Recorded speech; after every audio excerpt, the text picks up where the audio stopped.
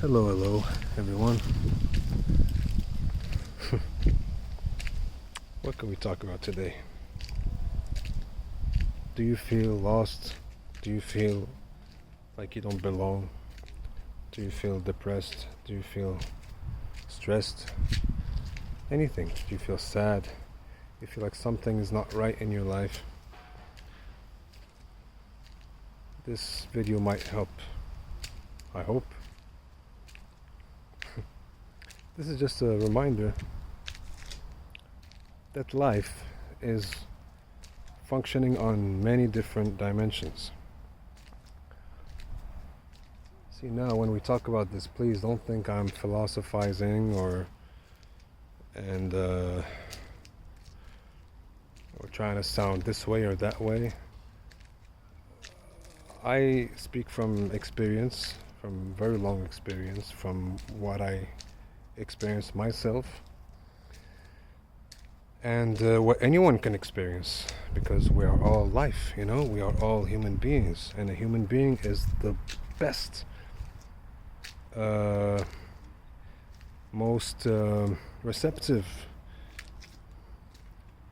kind of living being on this planet Earth that we live on.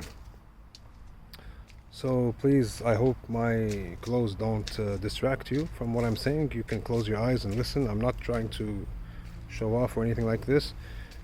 I usually wear these clothes, especially if I'm going somewhere spiritual, or if I'm going to meditate or be in a spiritual communion. So that's where I came back from. So you see, life is on many dimensions. What does that mean? What does that mean, Omar? Well, I guess you've heard of the chakras, because now yoga is very famous, and these terms are very famous. But do you really know what they mean?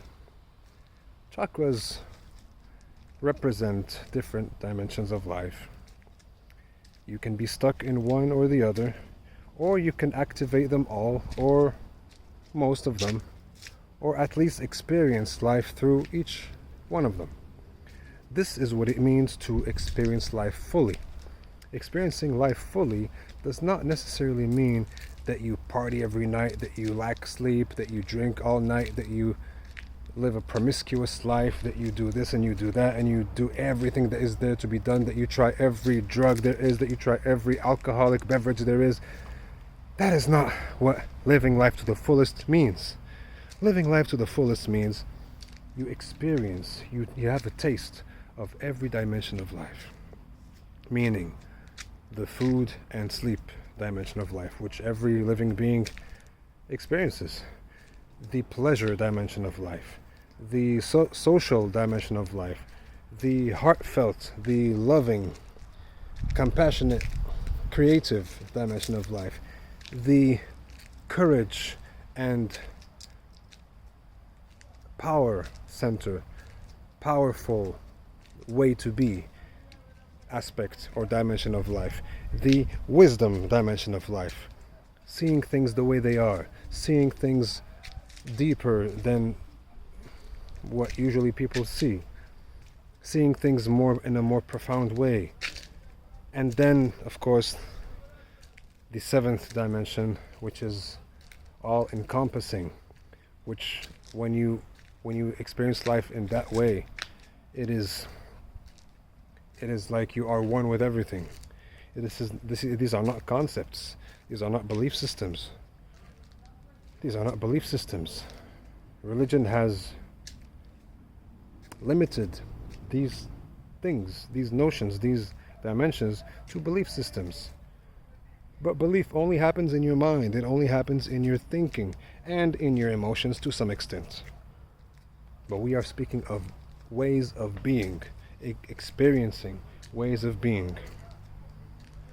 These are what we mean by dimensions of life, and they can be experienced by anyone, and that is what connects you with what we call as God, or the life force, or the life source, or the spirit, or whatever you want to call it. It's all up to you. Your preference, it doesn't really matter because it's all one. It's all one. There's only one truth, but many interpretations, many ways of seeing it, but there's only one truth, one universal truth. And that truth can be known and experienced by everyone. That is what that is what makes being a human being special. When you come to this life, when you are born as a human being and not as another creature, you have the potential to go higher. What is happening today is we are living in a time, I mean, for a very long time actually, for a few thousands of years perhaps, or so, in a time where life is mundane, where life is functioning only through the lower dimensions, through the food and sleep and pleasure, and to some extent, I mean, social, political, and to some extent, emotional. That's it. There's nothing transcendental. And when a human being lives like this, a human being is not living to his full potential. When you don't live to your full potential, you know something is missing, but you don't know what it is, because you have no concept. You have nothing to compare it with. It's like a blind man. A blind man never saw color. He has nothing to compare color to. He cannot know what color is. He cannot know what light is. He cannot know what image is. So there's no way, deep down he feels like something is missing, but he cannot really pinpoint what is missing. You know what I'm saying? Exactly, that's the way many human beings are living. And so, when you don't live to your full potential, when you are not a full expression of what you truly are as a human being, when you are not tapped into your God self, into your divine nature, your divine source, then certainly you'll fall and stumble, just like a blind man falls and stumbles if he tries to walk somewhere. If he doesn't have a cane to replace his eyes with, he has to touch wherever he walks. But what happens when one opens their eyes? One is not blind anymore. When the blind man can see, now he doesn't need a cane. Now he doesn't need to put his hands wherever he walks. Now he can see. He can see for long distances. Yeah, I want to go there. I don't want to go there. He can see what's coming in that direction. Now a new dimension has opened. So life is on many dimensions, and when you lack access to higher dimensions of life, naturally you will suffer. Naturally you will not experience life as it should be. And so the result is, very naturally, you will not be ecstatic.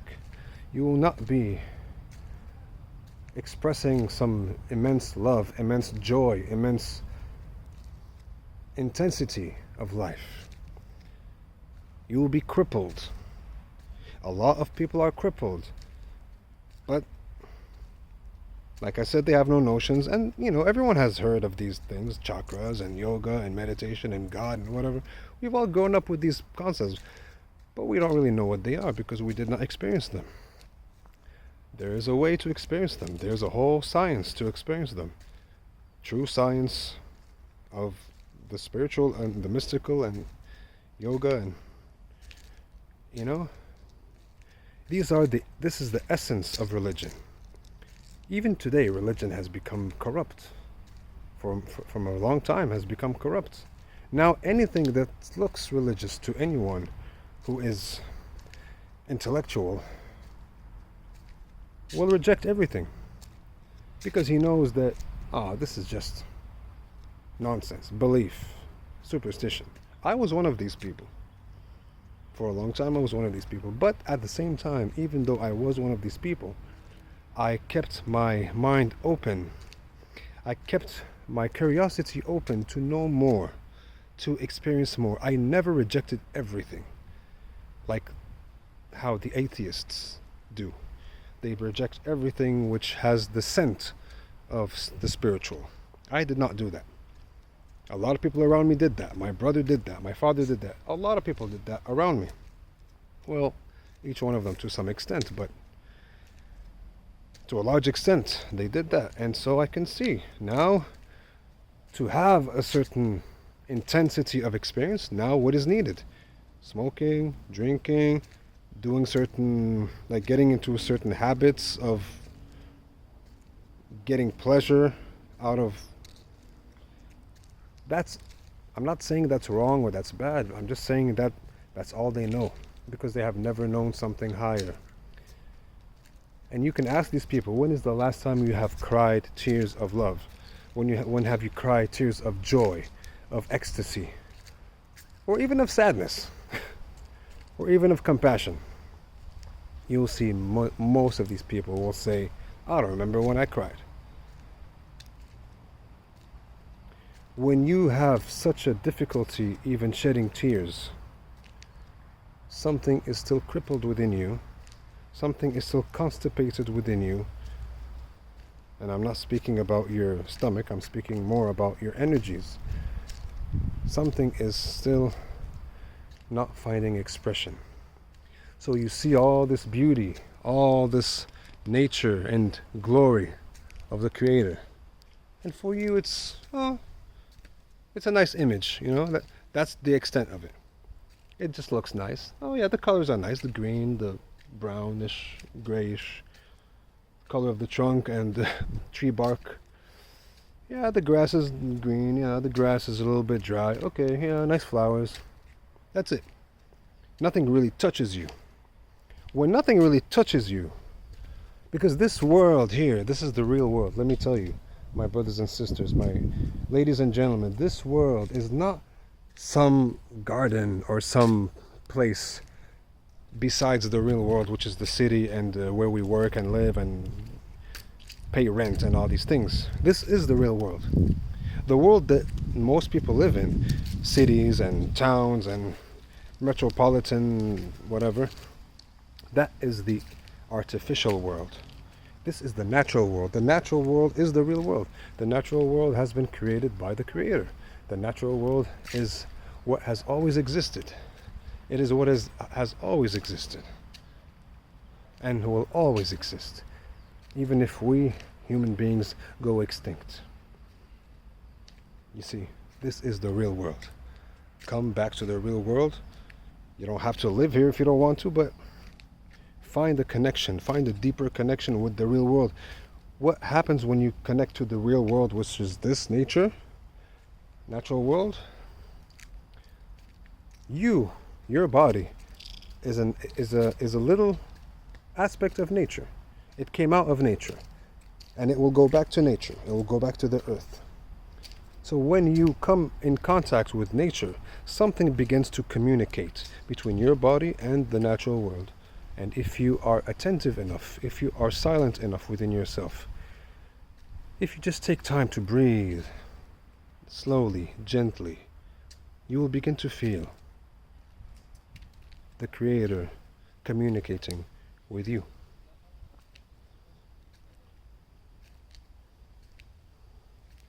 And that is the beginning. That can be the beginning of the transcendental experience that we've been talking about. That can give you immense fulfillment. But we don't like to give too many notions and too many concepts, because they may blur they may give you expectations, and those expectations will not allow you to experience the way you as intensely as you can, because now the mind is going to keep waiting for those things to happen. Don't do that. Just be in these places. Be with yourself. Be silent. Breathe slowly. Have a more natural diet, and you will see things will start to happen beyond your mind.